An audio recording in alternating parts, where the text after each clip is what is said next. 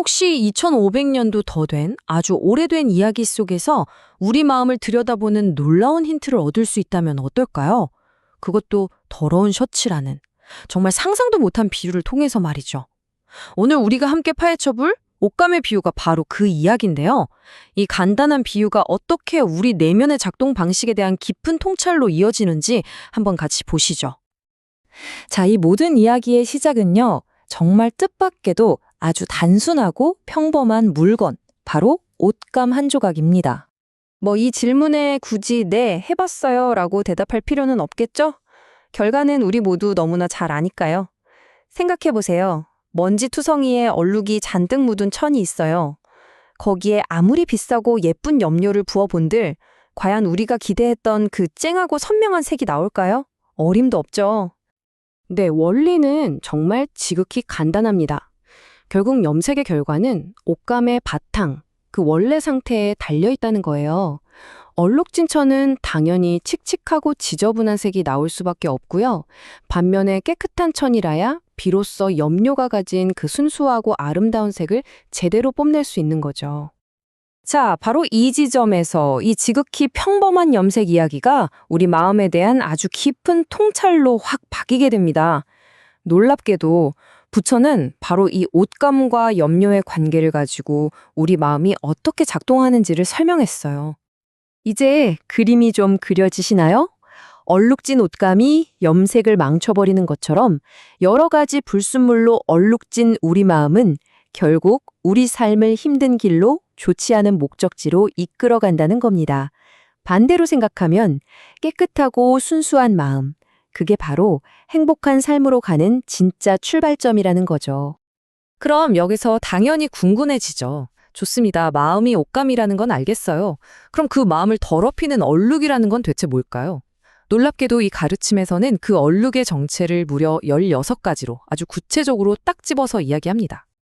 와, 정말 많죠? 이걸 한번 성격별로 묶어보면 좀 더 이해하기 쉬워요. 먼저 무언가를 끊임없이 더 원하게 만드는 탐욕 기반의 얼룩들, 탐욕이나 질투, 인색함 같은 것들이죠. 그리고 마음을 불태우는 분노 기반의 얼룩들도 있어요. 악이나 분노, 적개심 같은 아주 파괴적인 감정들 말입니다. 또 위선이나 사기처럼 남을 속이는 마음, 자만이나 오만처럼 자기 자신을 너무 부풀리는 마음도 있고요. 이 모든 것들이 바로 우리 마음의 옷감을 더럽히는 주범이라는 겁니다. 그리고 가장 중요한 건 바로 이런 것들이 내 안에 있다는 걸 알아차리는 것. 그게 바로 모든 정화의 시작이라는 점입니다. 자, 그럼 이제 얼룩이 뭔지는 확인했으니 가장 중요한 부분으로 넘어가야겠죠? 바로 해결책입니다. 이 오래된 지혜는 마음이라는 이 옷감을 어떻게 하면 깨끗하게 세탁할 수 있는지 그 구체적인 방법까지 친절하게 알려줍니다. 그 방법은요, 놀라울 만큼 간단하면서도 정말 강력한 딱 2단계로 되어 있습니다. 첫 번째 단계는 바로 인식하기. 그냥 지금 내 마음에 분노라는 얼룩이 묻었구나, 질투라는 얼룩이 있네 하고 솔직하게 알아차리고 인정하는 거예요. 그리고 두 번째 단계는 바로 버리기입니다. 알아차린 그 얼룩을 의식적으로 그리고 단호하게 이제 그만 하고 내려놓는 거죠. 여기서 정말 재밌는 점은요, 이 과정이 엄청난 선순환을 만들어낸다는 거예요. 마음의 얼룩을 하나 싹 닦아내잖아요. 그럼 그 빈자리에 흔들리지 않는 어떤 확신이라던가 깊은 기쁨, 평온함 같은 긍정적인 감정들이 저절로 채워진다는 겁니다. 그럼 어떨까요? 이 좋은 느낌이 그 다음 얼룩을 닦아낼 더 큰 힘과 용기를 주는 거죠. 계속해서 마음이 깨끗해지는 거예요. 이렇게 마음이 점점 깨끗해지면 단순히 기분 좋다, 여기서 끝나지 않습니다.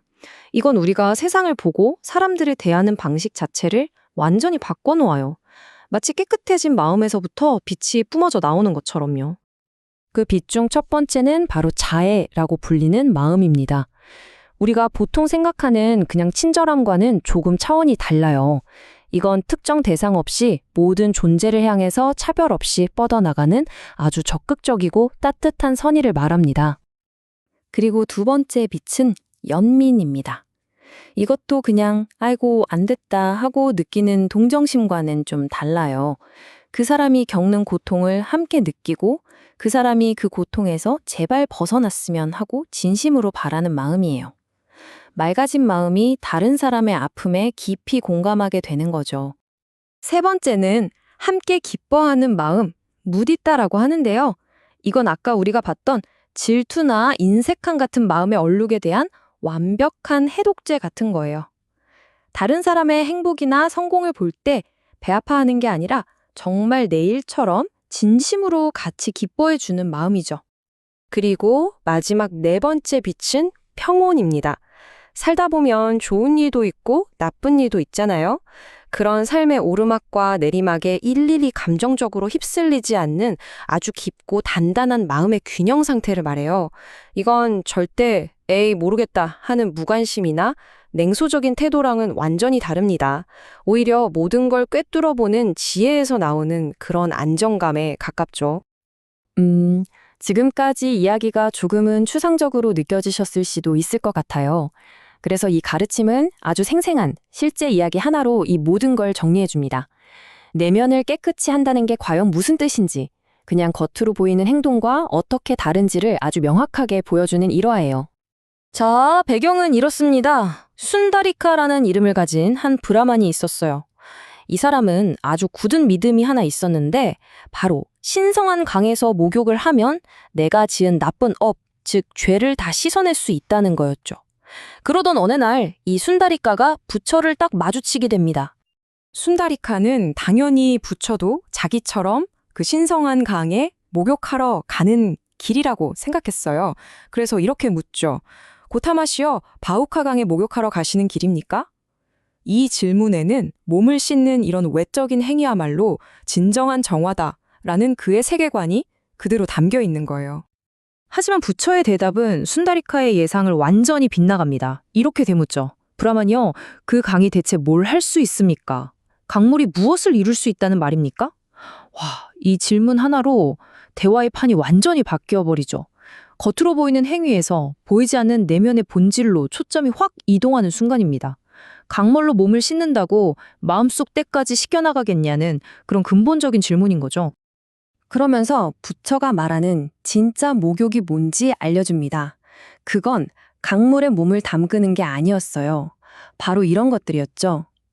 거짓말을 하지 않는 것, 살아있는 생명을 함부로 해치지 않는 것, 남의 것을 탐하지 않는 것, 그리고 인색하지 않게 베푸는 것, 이런 일상 속에서의 올바른 실천이야말로 진짜 영혼을 씻는 목욕이라는 겁니다.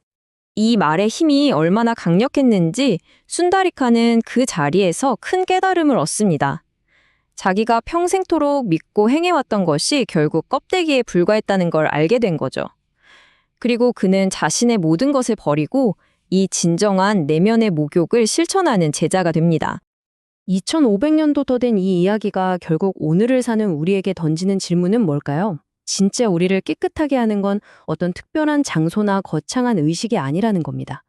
바로 지금 여기 우리 마음속에서 얼룩을 알아차리고 그걸 닦아내려는 매일매일의 작은 실천에 있다는 거죠. 자, 그렇다면 오늘 여러분의 내면의 목욕은 무엇이었나요? 또는 무엇이 될 수 있을까요? 한 번쯤 생각해보는 시간을 가져보는 것도 좋을 것 같습니다.